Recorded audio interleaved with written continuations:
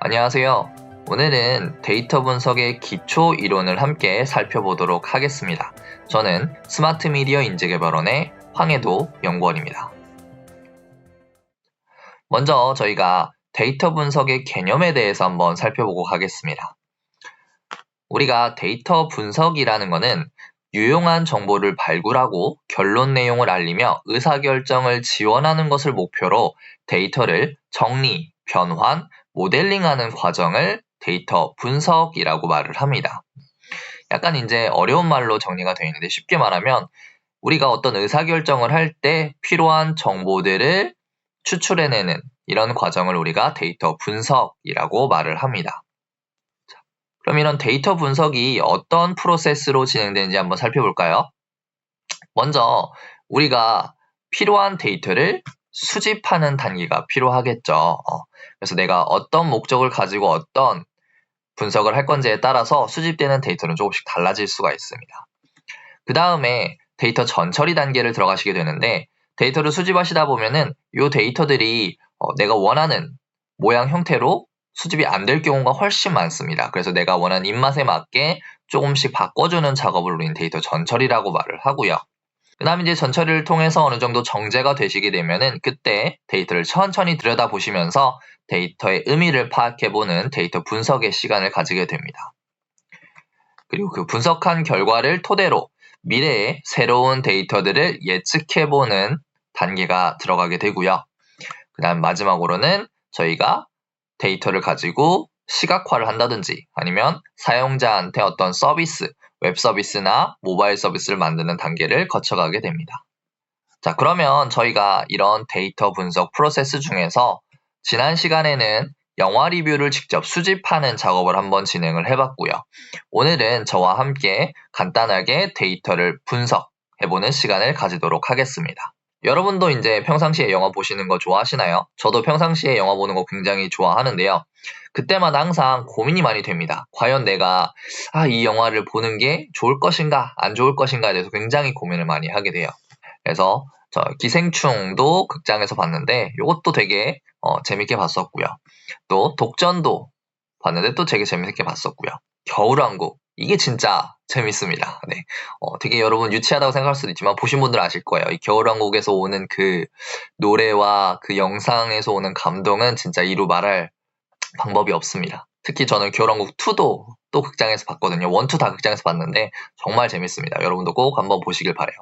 아무튼 그래서 이런 영화를 내가 뭘 볼지 선택할 때 굉장히 고민이 많이 되는데 그때 우리가 많이 의존하게 되는 거는 바로 대중들의 리뷰나 별점을 많이 의존하게 됩니다. 그래서 대중들이 평균 평점을 몇 점을 줬는지 이런 걸 보면서 요 영화는 좀 대중들이 괜찮게 보는 영화구나 아니면 별로 재미가 없는 영화구나 라고 판단하게 되죠.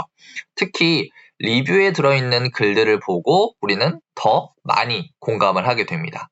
근데 아무래도 이 리뷰 내용이 워낙 많다 보니까 이걸 일일이 하나씩 찾아보는 것도 시간이 좀 걸려요. 그래서 이런 때 우리가 리뷰를 데이터 분석을 통해서 간략하게 정보들을 얻어내는데 좀 사용해 볼 수가 있습니다. 자, 그럼 우리가 오늘 실습해 볼 거는 이런 영화 리뷰에서 어떤 의미 있는 정보들을 추천해내는 데이터 분석을 한번 진행해 볼 건데요.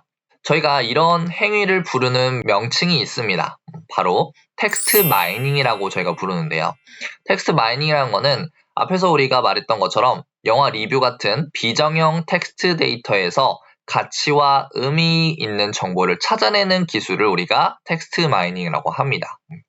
우리 영화 리뷰 같은 경우에는 사용자가 작성하는 거에 따라서 길이가 엄청나게 다 달라요. 정형화되어 있지 않습니다. 그래서 저희가 대표적인 비정형 데이터라고 보통 말을 합니다. 그래서 여안에서 우리가 의미 있는 걸 찾아내는 작업을 한번 진행을 해볼 건데 그러면 이 텍스트 마이닝도 여러 가지 기법이 있습니다. 그 중에서 우리가 제일 쉬운 기법인 워드 카운트 기법을 한번 진행을 해볼 겁니다. 워드 카운트라는 거는 텍스트 데이터에서 단어의 빈도수를 계산하는 기법을 우리는 워드 카운트라고 말을 합니다. 그래서 언뜻 듣기에는 단어의 빈도수를 센다, 되게 단순하다라고 생각할 수 있지만 이게 엄청 강력한 효과를 지니게 됩니다.